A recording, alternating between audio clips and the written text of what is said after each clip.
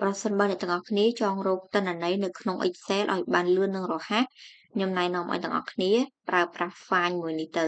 អានេះងាយស្រួលប្រើហើយទិន្នន័យយើងគឺរកបានលឿនទៀតមិនមែនរកត្រឹមតែក្នុង sheet ទេណាទាំងអស់គ្នាគឺយើងរកបានគ្រប់ sheet ដែលស្ថិតនៅក្នុង file តែមួយអញ្ចឹងវីដេអូមួយនេះខ្ញុំនឹងបង្ហាញពីរបៀបប្រើប្រាស់ជូនអ្នកទាំងអស់គ្នានៅក្នុងការបង្ហាញមួយនេះខ្ញុំបានបង្កើត sheet ចំនួន6រួចរាល់ហើយអ្នកនរគ្នាមើលបានគឺឈ្មោះគឺខុសៗគ្នាខ្ញុំឧទាហរណ៍ថាយើងស្វែងរកទិន្នន័យរបស់សិស្សនេះជាឈ្មោះសិស្សរបស់យើងទៅចុះហើយនៅក្នុងនេះមាន7A 7B 7C ហ្នឹងជាថ្នាក់រៀននេះខ្ញុំឧទាហរណ៍ថាថ្នាក់រៀនទៅអញ្ចឹងដើម្បីអាចបើកផ្ទាំង Find មិនបានហ្នឹងអ្នកគ្នាប្រើ shortcut ទៅលឿន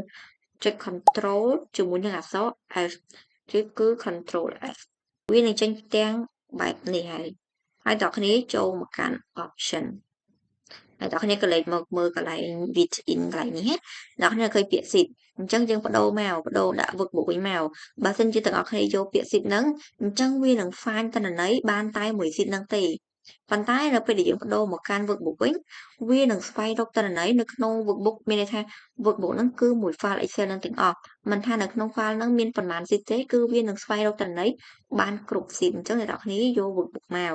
កន្លែងនេះយើង search by row by column ទៅនឹងម្ដងក៏បានដែរអ្នកនរគ្នានិ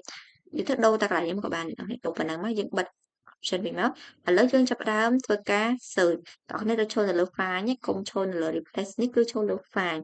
នៅលើ find ខាងនេះឥឡូវខ្ញុំសាក search រកទិន្នន័យណាមួយឥឡូវខ្ញុំដាក់ថា Lily បែបនេះហើយយើងចុច find អ្នកនរគ្នាចុច find nick មកនេះ find nick មួយមកនេះយើងនឹងឃើញឈ្មោះ Lily មួយនេះនៅក្នុង sheet 7A បើសិនជាអ្នកគ្នាចង់រកចង់ដឹងថាតើមានឈ្មោះនឹងទៀតអត់អញ្ចឹងអ្នកគ្នាចុច find nick ទៀតមកនេះបើសិនជាមានឈ្មោះនឹងទៀតវានឹងនាំអ្នកគ្នាទៅកាន់ sheet ថ្មី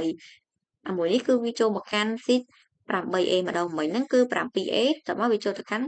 8A អញ្ចឹងបើអ្នកគ្នាមានទិន្នន័យច្រើនការស្វែងរកបែបនេះគឺងាយស្រួលលឿនហើយចំណាយពេលខ្លីទៀតអរគុណ